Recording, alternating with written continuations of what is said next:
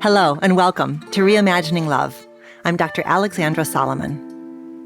Relationships have the power to wound us and the power to heal us. As a clinical psychologist, author, and professor at Northwestern University, I've devoted my life to studying intimate partnerships and family dynamics. On Reimagining Love, I'm here to translate complex clinical topics into tools and takeaways that you can use in your relationships today. If you're ready to develop relational self-awareness and create vibrant and loving relationships with the people who matter most to you, you've come to the right place. I'm so glad that you're here.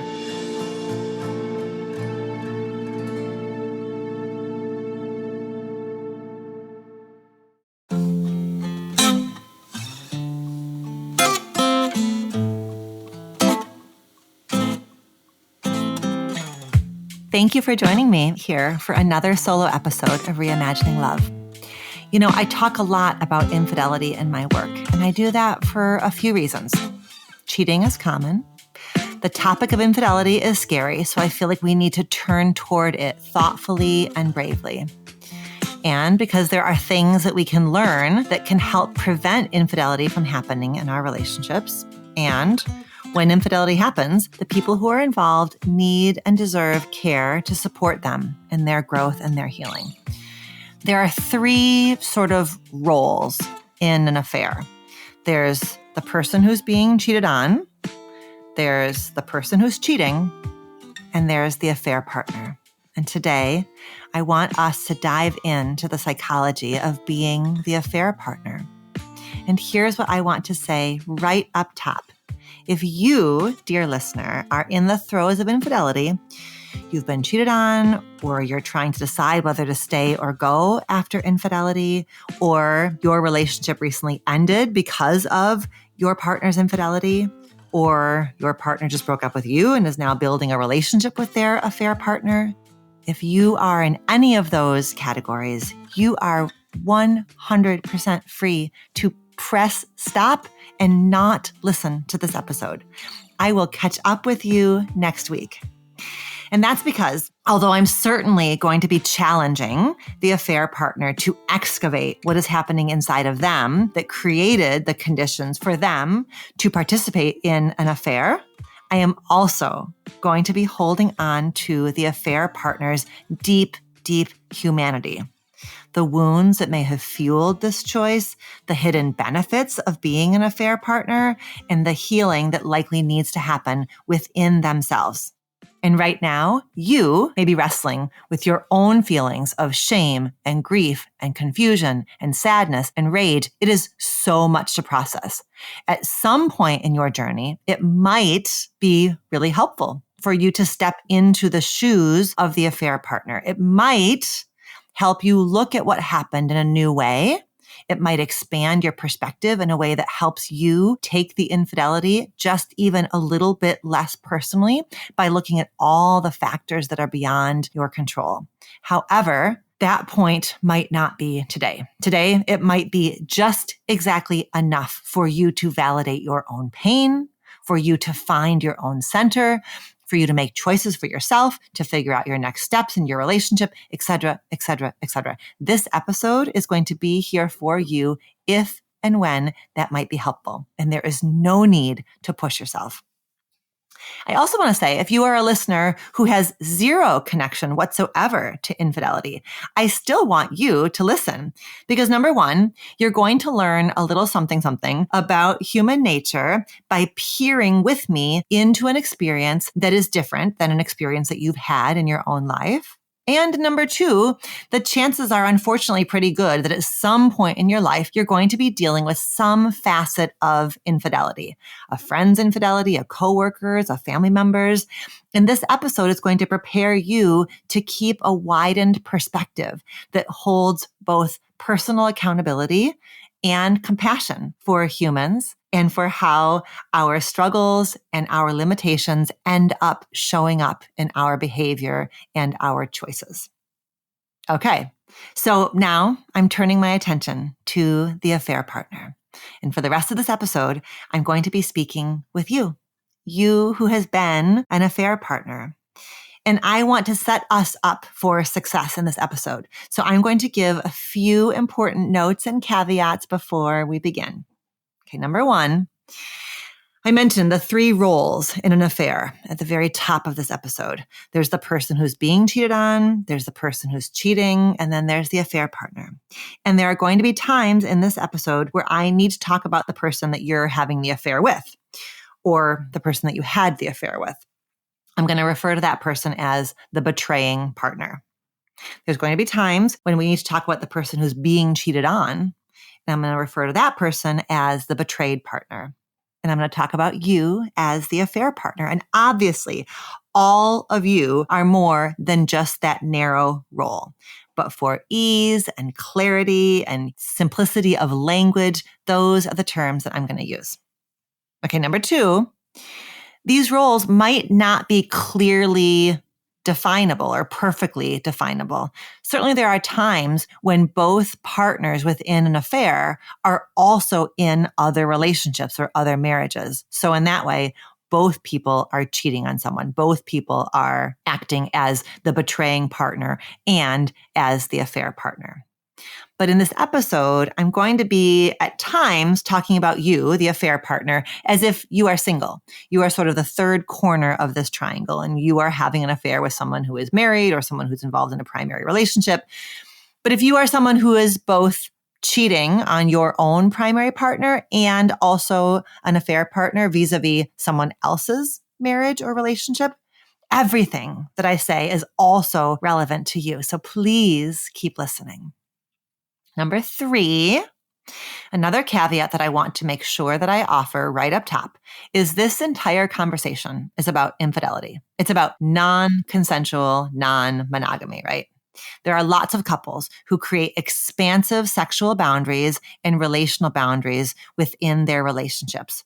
But what sets infidelity apart is that lack of transparency, that lack of disclosure, that lack of consent. So this is a conversation where I'm talking to you as if you are perhaps single and participating in infidelity, not a relationship that the primary partner knows about. Okay, and then number 4, I want to just name power here for a moment. Sometimes a power imbalance is built into an affair. A married boss is cheating with an employee. An older and or wealthier person is cheating with someone who is younger and or less financially stable. Power is sort of baked into the dynamic in a way that may lead us to ask questions about agency, about choice, about consent.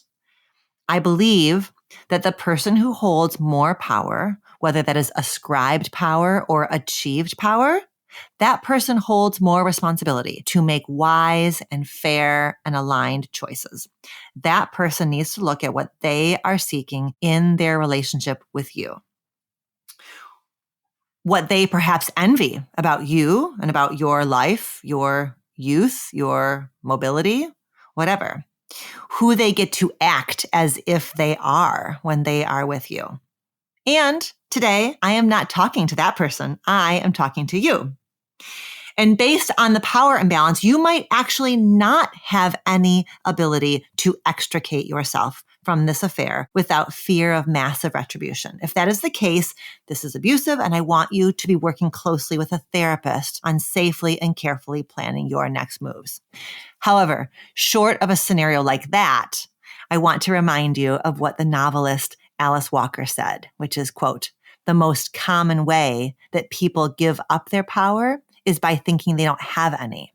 So I'm going to be in this episode really wanting you to find, even if there is some kind of power imbalance baked into your affair dynamic, I'm going to be wanting you to look for the wedges of power, the places where you perhaps have given away power that you can and would benefit from reclaiming. Over the years, I've been a therapist for, or I've been a friend to somebody who is themselves single, but involved in an affair. And built into the role of being an affair partner is a measure of what we call in the field of therapy, cognitive dissonance. There's a measure of cognitive dissonance because as the affair partner, you need to have a way of making sense of or rationalizing or making what you're doing seem okay or feel okay. Cognitive dissonance is the mental discomfort that results from holding two conflicting beliefs, two conflicting values, two conflicting attitudes. It's like a friction inside of your brain. It's a rub inside of your heart. And we all have internal mechanisms that we use to attempt to resolve cognitive dissonance, to smooth over. We all have little lies that we are at risk of telling ourselves to make something okay that is actually not okay. So in this conversation, I'm asking you to get curious about how you are resolving or attempting to resolve the cognitive dissonance that's inherent in being the affair partner. Sometimes the story is, well, I'm single, so it's okay. Like it's not on me. I'm not the one who's cheating on somebody. Or another story that might make it seem okay is one that sounds like this. I'm not responsible for their unhappy marriage. If they're so unhappy that they would start a relationship with me, I can't possibly be responsible for that. And I would argue that there's a way in which you are right. You are not responsible for somebody else's marriage that was unhappy long before you even showed up on the scene. I validate that. And I want you to get curious about what is going on inside of you that makes it okay for you to participate in this. So today we have to start with that premise that there's at least some kind of cognitive dissonance that's going on inside of you. And that's what I want to help you wrestle with. It's really important here that you know that I am not saying that you are bad or evil or sick or wrong for being the affair partner. I'm actually not even making an ethical or a moral declaration. I'm just saying that there is inevitably a kind of friction inside of you that I want you to turn toward. I've always loved this poem by the Sufi poet whose name was Rumi. And the poem is called A Great Wagon. And these are a few of the lines of the poem. He writes, "Out beyond ideas of wrongdoing and right doing, there is a field. I'll meet you there. When the soul lies down in that grass, the world is too full to talk about." That's us today in that field, in that grass. We're way out beyond right doing and wrong doing. We are doing exploration in the service of your healing. And by the way, this episode is for you, whether you are currently an affair partner or if you were an affair partner at some moment in your own past. Because I think what so often happens is that people have this experience and it ends very quickly, either because one of you ends it or because you get caught. And then the chapter goes subterranean. It goes underground. You kind of like put it in a box and sort of bury it. But there's a risk in burying a chapter that has some shame or some sadness or some confusion layered within it, because then you don't get to learn from it. And that energy is still there, even though you have tried to push it away. So you deserve this episode, even if you aren't currently tangled up in an affair, because you deserve to understand yourself more deeply and to make sure that going forward, you have everything you need internally and relationally to create relationships that are fully above board. Relationships with people who are fully ready to partner with you. So what I'm asking you to do in this episode is just slow down and sit alongside me. Let's look together at the cognitive dissonance inside of you. Let's look together at what you are doing to make this okay. Let's look together at some of the things that may have set you up to be okay in this dynamic, or maybe even drawn to this dynamic. Let's look at the price that you're paying for spending energy trying to make something okay. And let's look, of course, at where to go from here. Okay, this next part I'm calling the 4 whispers.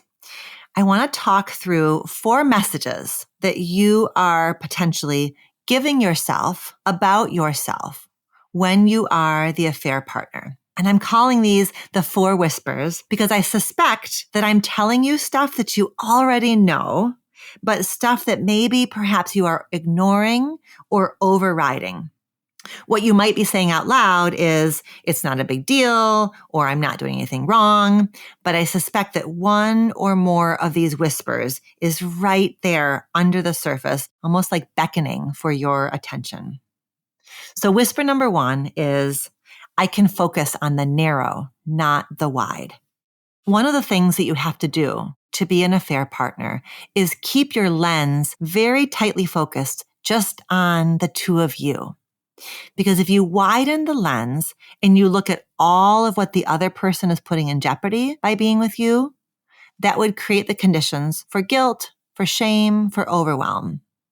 And so when you tighten the lens, when you just focus it on right here, right now, just the two of you, that's actually a coping mechanism.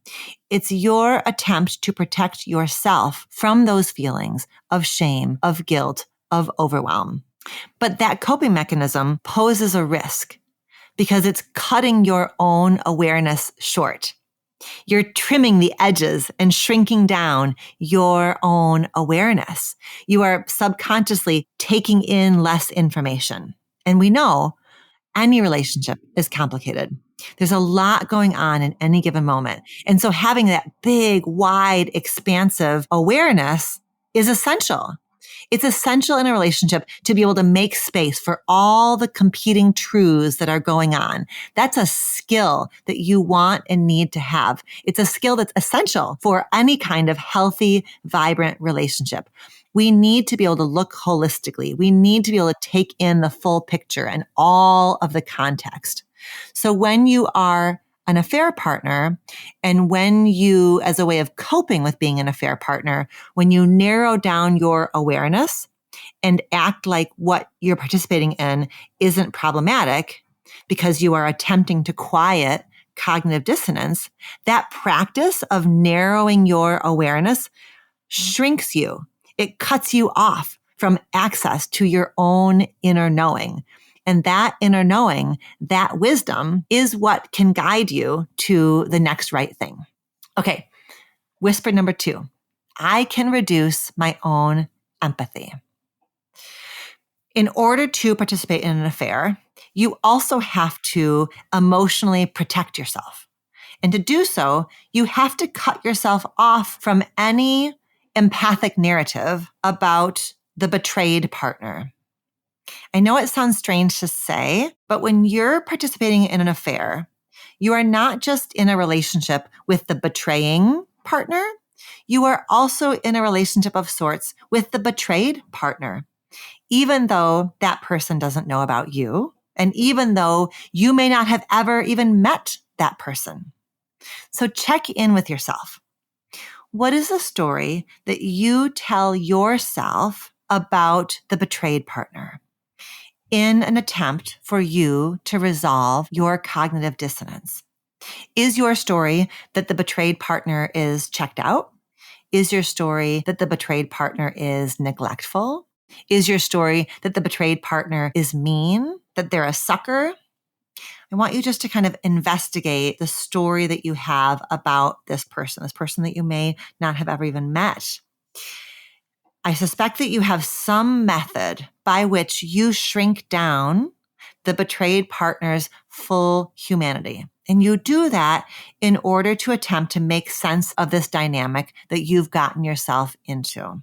So here, I'm just inviting you to notice the story that you've made up about them to make this okay. And the ways in which, in doing that, you are once again shrinking down your own capacity here. You're shrinking down your own big, wide, organic capacity for empathy. Because I suspect that if you were to really let yourself stand in the betrayed partner's shoes, you would feel a measure of compassion. You would feel that sense of shared humanity. And again, I am not saying this to make you feel guilty or to make you feel ashamed. But again, I just am inviting your awareness to the parts of yourself that you've had to cut yourself off from in order to take on this role. And I'm inviting you to get in touch with the price that you are paying for reducing your empathy. Okay. Whisper number three. I can participate in duplicity. So the third thing that you may be telling yourself is that it's okay for you to participate in something that is duplicitous. My belief is that it is all of our birthright to stand in our own integrity. In getting ready for this episode, I Googled the definition of integrity. And the first definition is, quote, the quality of being honest and having strong moral principles, end quote. Which we would have kind of expected that definition, right? A definition that focuses on morality. But the second definition I found fascinating. The second definition is, quote, the state of being whole and undivided. And the example was about territorial integrity and national sovereignty. But I, of course, took this second definition to a more psychological place. Participation in infidelity compromises your experience of your own wholeness. You are divided. You are participating in something that is cut off, that is disintegrated. Lies and deceit take us out of our own internal alignment. And you deserve to not move through the world with secrets. You deserve to not experience yourself lying, to not witness the person that you're with lying to their primary partner over and over. Being near someone who is lying is also you compromising you. I'm not in this moment judging the way in which the betraying partner is lying, but instead I'm focusing on what it's like for you to put yourself in a space where you are collaborating with and you are witnessing deceit. Because in doing so, you are telling yourself that your own integrity doesn't matter very much. And I would challenge you and invite you to just start to look at how that pattern then perhaps begins to creep into other parts of your life. Maybe it's at work, with friends, or with family members. I think that what we tolerate or participate in within one part of our world, it tends not to stay there. It tends to leak out and sort of seep into other parts of our worlds. So we're going to talk later about how family of origin wounds may have primed you to be at risk of becoming the affair partner. But for now, just pause and check in with yourself. When you were growing up, did you perhaps watch the grown-ups in your home living with secrets? Did you watch them live a double life or live outside of their own integrity? If so, it makes sense then, right? That you are drawn to someone who's doing the same. That absence of wholeness is what feels familiar. It's what maybe even feels like love. It paradoxically feels safe. And we now have the power as adults to identify what we want to have be different in our lives today. You get to today as an adult create safety inside of yourself so that you feel aligned with wholeness, not fracture. Okay, bottom line is that you are entitled to look at yourself in the mirror and feel like you understand the person you see looking back at you. Whisper number 4 is, I deserve only crumbs, only slivers, only low accountability. This one kind of follows from the last one. Being the affair partner is you telling yourself something about your own worth, that you are not worthy of a relationship that exists in the sunlight, that all you're worthy of is a relationship that exists in the shadows. And again, not making a moral judgment. I'm not even talking here about the marriage that this affair puts in danger. It's about you and what you're telling yourself about your own worthiness. We're going to dive into this more in a moment, but my hunch would be that you are, quote unquote, agreeing to be the affair partner because you've had other experiences in your life that have left you with the message that you are not worthy of something that is whole. And there's a way in which the arrow goes in both directions here. You got the message early on that led you to feel as if you are not worthy of a full, above board, in the sunlight relationship. And that then sets you up for or creates a vulnerability within you to fall into or to participate in an affair. Okay, but the arrow goes the other way too. By participating in an affair, by being an affair partner, that process, that experience reinforces that narrative, reinforces inside of you this belief that all you deserve are scraps. So there's a vulnerability, and then there's an experience that reinforces that vulnerability. Okay, just bringing your ever so compassionate awareness to that reality that there may be something from your past that you are at risk of perpetuating. But then also, by participating in this affair now, you are reinforcing that belief and that experience once again.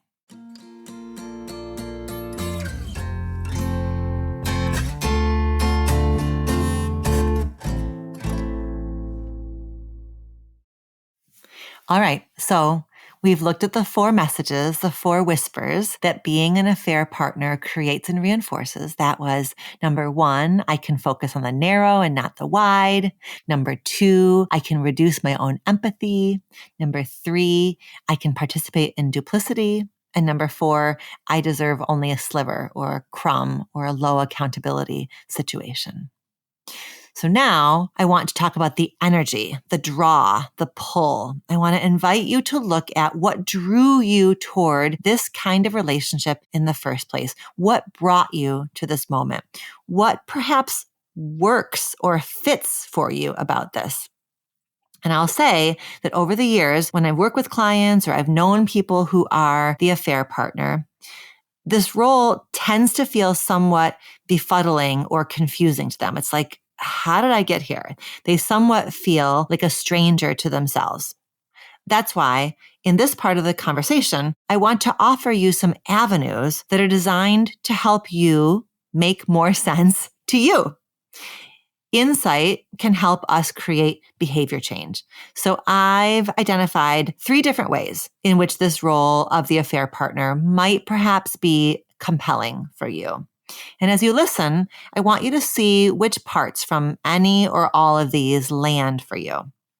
By way of preview, these 3 are number 1, goodness of fit. Number 2, object of desire, self-consciousness. And number 3, redo of a childhood wound. We're taking sort of a top-down approach here, starting with the least psychologically deep, moving towards the most psychologically deep. Number 1, goodness of fit. With any relationship that we're in, there's always an element of timing, like always this question of what am I available for at this moment in my life? And so here, I want to invite you to look at the moment in your life when you fell into or stepped into being the affair partner. What was going on in your life at that moment? What was the bigger context for you? Why now? Why then? Why that moment? One thing to note here, by the way, is that infidelity is not about one choice. It's a series of choices. It's a series of boundary crossings that tend to kind of move the ball down the field. So as you're reflecting on the timing, when in the story of your life this participation, this being the affair partner happened for you, start at the beginning of the affair, certainly, but make sure that you start by thinking about those initial early kind of micro boundary crossings that may have led you into something that was more of a full-blown affair wherever you are now. It may have been that you were coming out of a relationship where there was infidelity or betrayal, where you were cheated on. And it may be that there's a piece of you that is drawn to now playing out the other part. Good old Freud called this repetition compulsion, where we are drawn to try to master today that which has been overwhelming or harmful in the past. You have been the betrayed partner, and you are now pulled to try out or attempt to master the affair partner role, a role that likely felt really confounding and strangely powerful to you when you were in the spot of the person who is being betrayed. So the timing might just be that you are trying to master something that has been overwhelming and confusing and tremendously upsetting for you. It might be that you are in a moment in your life where you are particularly interested in romantic or erotic connection. And I can tell you that there are very few energies on this earth that are as powerful as the energy of infidelity, because it is the energy of attraction supercharged with the energy of transgression. Jack Moran, who is a sex therapist and a psychologist, came up with this thing that he calls the erotic equation. And the equation is attraction plus obstacle equals excitement. And there is no bigger obstacle than risk and secrecy. So the check-in here for you is, what is going on with me that is leading me to seek not just erotic connection, but erotic connection that is paired with danger? So that's the check-in there about the context or the timing. Why this moment in your life? Why are you needing that supercharged erotic connection? And finally, it may be that you are at a moment in your life where you are really curious about and available for something that is charged and electric and erotic, but you are not interested in or available for commitment and all that comes with commitment, like responsibility and domesticity, which seem to have decidedly non-erotic charges attached to them. So in this way, by participating in an affair, you get the quote unquote goodies of this little slice of a person without dealing with full responsibility to that person. You don't have to change your life. You don't have to have them change their life. You're not becoming interdependent. You're not building a future together. You are just existing inside of this little sliver of erotic connection and passion in a way that somehow works for you at this time. So looking at goodness of fit is not justification. It is not rationalization. It is us attempting to connect some dots in order to help your behavior make more sense to you so that you can step into your own alignment once again, so that you can honor the need you may be attempting to fill by another method, right? Finding another route to honoring the need. Then our needs, our curiosities, our longings, our yearnings, those are never wrong in and of themselves. We just have more adaptive and less adaptive ways of attempting to meet our heart's yearning and our heart's longing. Okay, moving on to number 2, object of desire, self-consciousness. So this is a construct that was developed by 2 psychologists, Dr. Anthony Bogart and Dr. Lori Brotto. And I have linked for you their very wonderful 2014 paper from the Journal of Sex and Marital Therapy in the show notes if you want to nerd out a little bit more deeply on this concept. So object of desire, self-consciousness, is a somewhat gendered construct. And certainly, an affair partner can be any gender and any gender expression and any sexual orientation. But there can be a particular way that this whole thing plays out if you, the affair partner, are a cisgender heterosexual woman and the betraying partner is a cisgender heterosexual man. And that's because of what the research tells us about how object of desire self-consciousness plays out. This research has shown that many people, especially cisgender, heterosexual women, are turned on by being wanted, by being desired. That's object of desire, self-consciousness. The turn on here is, you want me so badly. You want me so badly that you would transgress for me. It's not so much about me being turned on because I want you, as much as it's me seeing you wanting me is what's turning me on. Being the object of your desire turns me on. And that zone, that erotic zone of I'm turned on because I see you wanting me, that is something that research has found is particularly something that is titillating to the straight ladies. It's a little bit like narcissistic with a lowercase n. There's certainly some ego engagement here. And I think that if that is something that is part of your erotic template, you are turned on by somebody wanting you, then being the affair partner is that dialed up to 100. Because it's not just that this person wants you, it's that this person wants you so badly that they are willing to put everything at risk. Their family, their marriage, their livelihood, their reputation. In this way, for someone with object of desire self-consciousness, the role of affair partner is an enormous libido spiker. And certainly, object of desire self-consciousness can play out no matter your gender and your gender expression. So here I'm inviting you to curiously ask yourself the following questions. What is it like to be wanted so badly that somebody would take such a huge risk in this way for me? What does that do to my sexual desire? And then, of course, the question, what might be a more aligned way for me to play with the energy of object of desire self-consciousness? What might be a way that involves less risk and that involves less harm? Okay. If this lands for you, if any part of this lands for you, I would encourage you to turn to my second book, which is called Taking Sexy Back. And that can be a resource for you to learn more about your sexual self, to expand your sexual self-awareness. Okay, number 3, redo of a childhood wound. You know, the affair partner enters a story. They enter a story of a marriage that started long before the affair partner arrived on the scene. And the affair partner only knows the story of the marriage as told by the betraying partner. And the betraying partner must tell the story of the marriage in a way that helps them resolve their own cognitive dissonance, in a way that attempts to make the cheating okay. Or maybe the betraying partner doesn't even tell you a story. Maybe they're acting as if what's happening, as if this affair isn't really happening, which then can end up feeling crazy making to you, the affair partner, because you know what's happening is illicit, but you don't know what the experience of cheating is feeling like for the betraying partner. In that way, you, the affair partner, are sort of like asked to be okay with large gaps in your own meaning-making ability.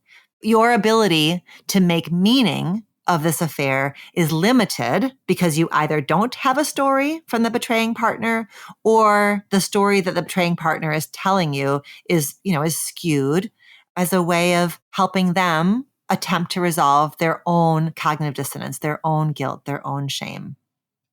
But be clear, you, the affair partner, are playing a part in this couple's relationship. You are serving a function of sorts in this relationship. As my friend and therapy goddess, Esther Perel, says, quote, "When we seek another in an affair, it isn't always our partner that we're turning away from, but the person that we've become. We are not looking for another person as much as another version of ourself." End quote. The betraying partner is seeking something in your gaze. They are attempting in their relationship with you to reclaim something that they have lost, to feel something that they cannot feel in their marriage or in their relationship. And even if you do not understand what it is that they are seeking in their connection with you, you can undoubtedly feel the power that you have. And that power might be intoxicating. And that power might feel like an antidote to early experiences of feeling powerless, of feeling ignored, of feeling unimportant. So this third motivation that might be drawing you to participate in infidelity is about your past and your childhood wounds.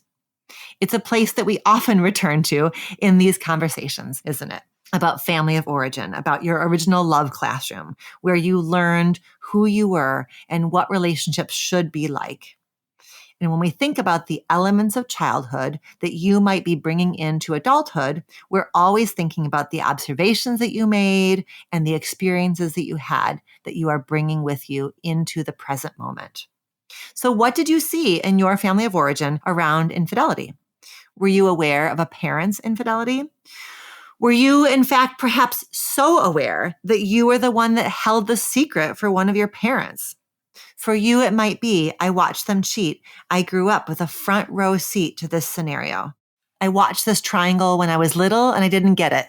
So now as a big person, I'm going to try to get it by being in it.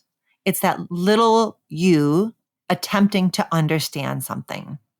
The wounds that we are not able to heal will come back to haunt us. They will play out again. So here's that idea from Freud popping back up, a repetition compulsion, being drawn to master something from our past that was confounding and painful. And we sometimes might want to push that awareness away because we don't want to be like our parents. And you might, in fact, be telling yourself all of the ways in which this is, in fact, different than what your parents did. And again, it's not about beating yourself up. There probably are ways that what you're doing is different than what you saw your parents do, but it is about being curious about what might you be trying to master or understand by repeating this story. So take a careful look at your early experiences with infidelity, with duplicity, with family secrets, either seeing them or participating in them. Sometimes the family of origin wound that draws someone to being the affair partner is about craving specialness.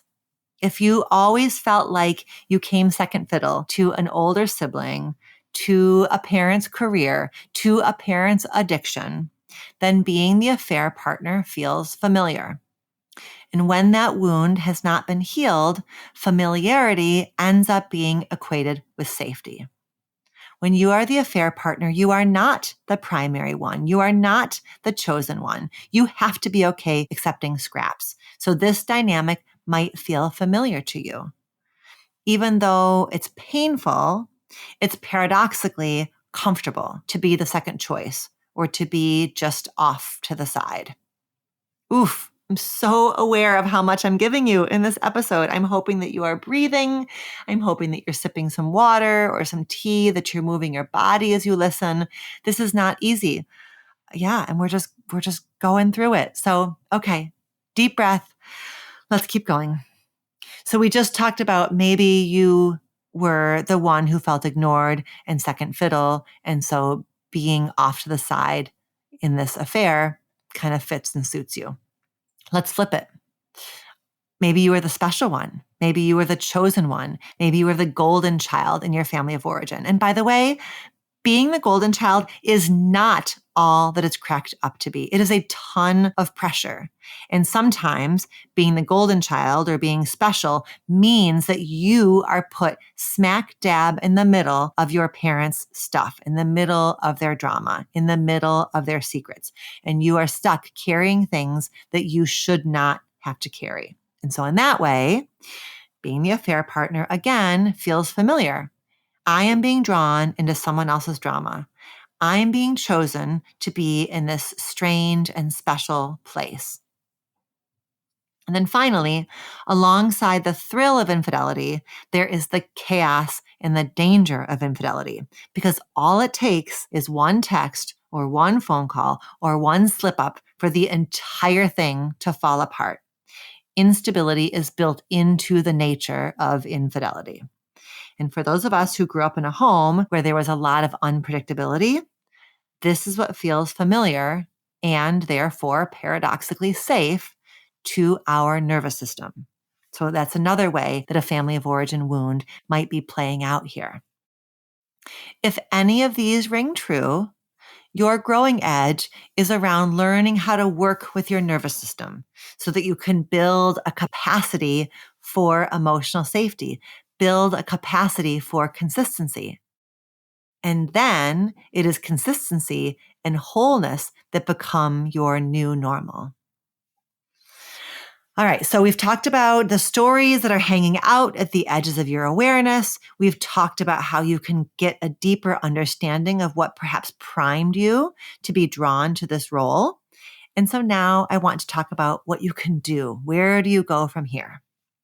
Even if this affair was in your past, I would still like you to listen with a gentle ear toward understanding yourself and your relationships better, toward inoculating yourself against falling into this role ever again, and towards perhaps being able to use your story to support someone else at some point in time. So I'm going to offer you 6 suggestions for what to do next. Number 1, the hard thing and the right thing are the same thing. This first one is a quote that you may have heard me pull from my beloved Todd Solomon, who says, "I hate it when the hard thing and the right thing are the same thing." And his words are so relevant here. The hard thing to do is to say, I am stepping away from this relationship for my own sake. I am stepping away so that you get the space that you need to figure out what you are going to do about your marriage. And that is the right thing to do, because in stepping away, you are saying something quite powerful and quite healing to yourself, which is, I deserve alignment. I deserve peace. I deserve wholeness.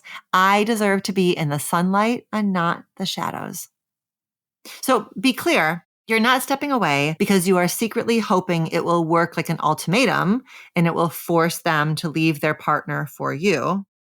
I could imagine a world where when you are saying to the betraying partner, I am stepping away, that you might also say, if at some point you have ended your marriage, you've ended your relationship, you have grieved the loss of the relationship, you have gained an understanding of what's going on, figured out how to be in your own integrity, then perhaps at that point down the road, we could talk again. I can't promise that I will wait for you, but I can wish you well from a distance. All right, number 2, clear, firm boundaries. If and when you do make the hard and brave choice to step away, it is very likely that a big shift will happen in that primary relationship or in that marriage. And that big shift is going to be for better or for worse. There's a way in which you, the affair partner, has probably become what Terry Real calls a misery stabilizer. Your presence in the shadows of this marriage perhaps stabilized this couple. Your presence may have siphoned off some of the betraying partner's unhappiness, allowing them to stay in an otherwise unhappy situation. You have in some strange way become part of the normal for this couple, whether or not the betrayed partner even knows about your existence. You are part of the system. So in stepping away, you are disrupting the system.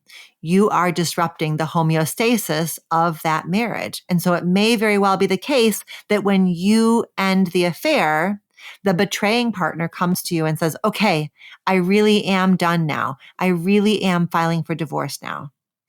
Regardless, I want to invite you and challenge you to stand firm and clear in the boundary. The end of the marriage may be something you have wanted for so long, but that betraying partner is going to need some time and some space to wrap up the relationship, to grieve, to feel their way back into themselves again before they are maybe possibly ready to build something with you.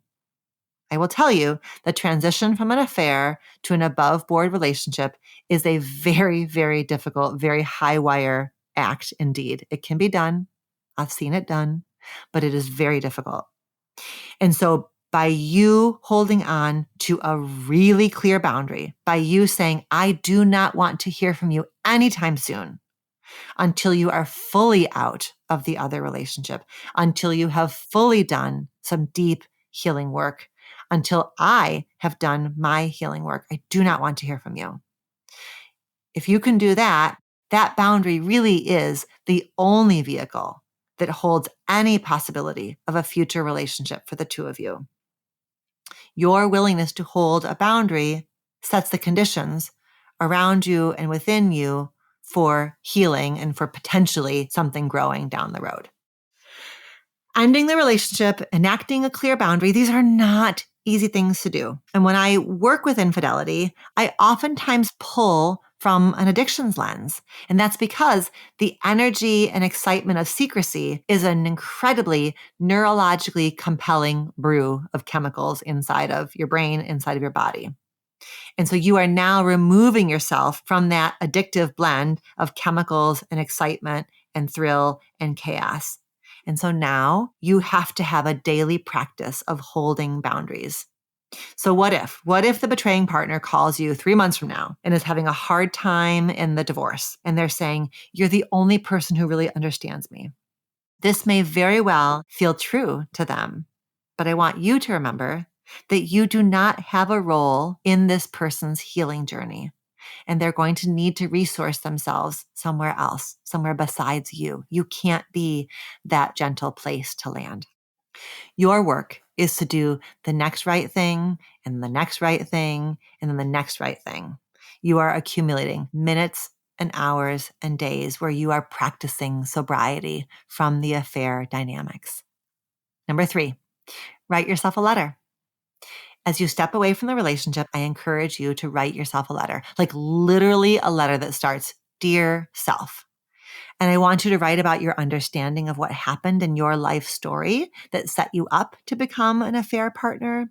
I want you to write in that letter about why you decided to step away. I want you to offer yourself compassion. Compassion for the fact that your participation in the affair does not reflect your badness, does not reflect your evil, but it reflects the fact that you forgot how whole you are. It reflects that you did not have the skills you needed to check in with yourself and to check in with somebody else, asking, okay, what are we doing here? And then in the letter, also write about why it's so important that you keep this space and this distance now so that you can really start to feel what it's like inside of your body to not be participating any longer in lies and to not be next to somebody any longer who is participating in lies. I want you to feel what that feels like inside of your body. And I want you to feel why you deserve that kind of inner peace, that absence of turmoil. And the point of the letter is that if the betraying partner reaches out to you, before texting them back, before calling them back, you open the letter and you read the letter. Remind yourself why you made the choice that you made.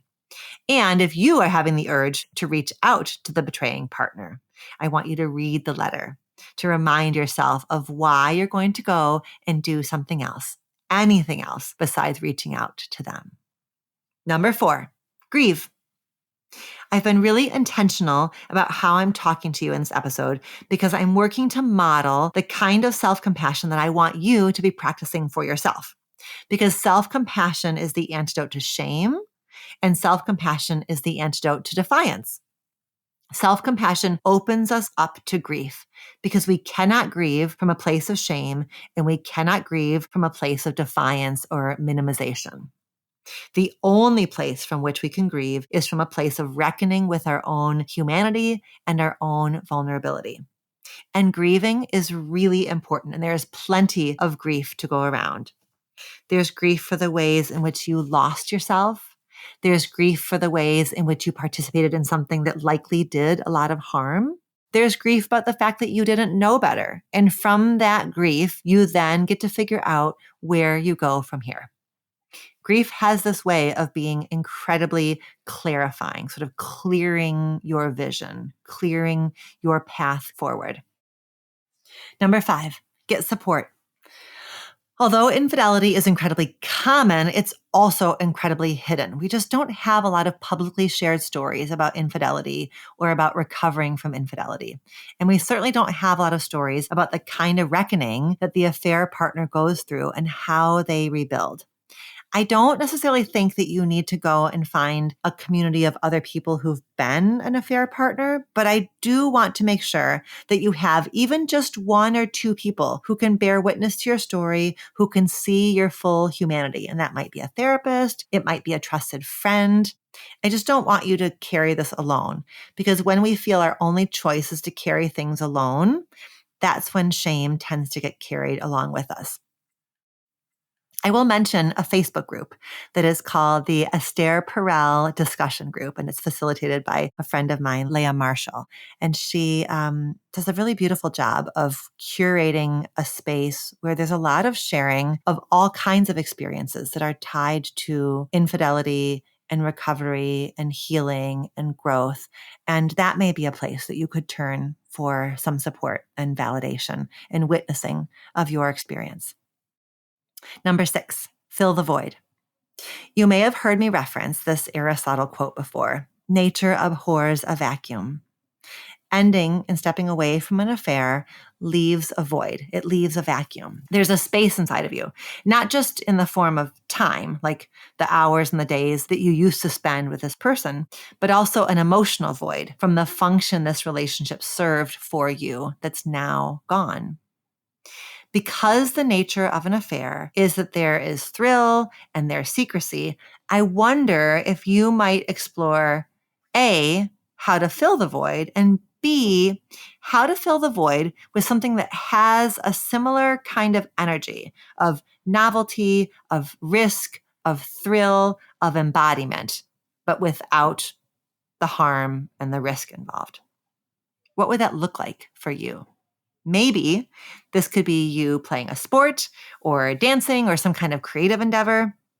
I just want it to be something where you feel like you're kind of like on your toes again, but this time on your toes in an adaptive and nourishing way rather than in a risky and scary and chaotic way. You also could look towards the 5 strategies that I outlined in my episode about being newly single. And I'll have that link to that episode in the show notes as well. All right, we did it. Woo, we did it. I want to thank you for being with me as we worked through a really tough topic, a really taboo topic. We looked at all of the facets of what it's like to be the affair partner, about how you might have gotten yourself in that spot, what your tendencies might have been that put you there, how to get yourself out, how to heal, how to recover, how to get yourself back to a place of flourishing. And so above all, I just want to remind you that you deserve wholeness and love and embodiment. You deserve a big, wide lens of understanding so that you can make the best decisions for yourself.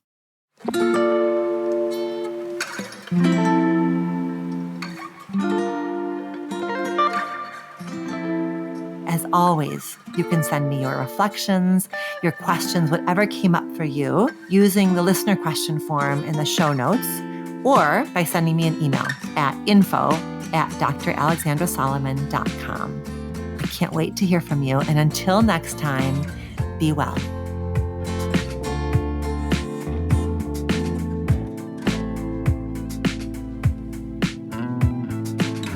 Reimagining Love is produced and edited by Emily Reeves. Our theme music was composed by Slade Warnkin. Do you have a relationship question that you want answered on the show? Visit reimagininglove.com to send in a written or audio question. Questions can be about intimate partnerships, family relationships, friendships, you name it. If you're looking for more love and relationship content, you can find me on Instagram at dr.alexandra.solomon. Or visit my website, dralexandrasolomon.com, where you'll find my blog as well as the Intimate Relationships 101 e-course based off of the popular class I teach at Northwestern University. Thank you for listening and see you next week here on Reimagining Love.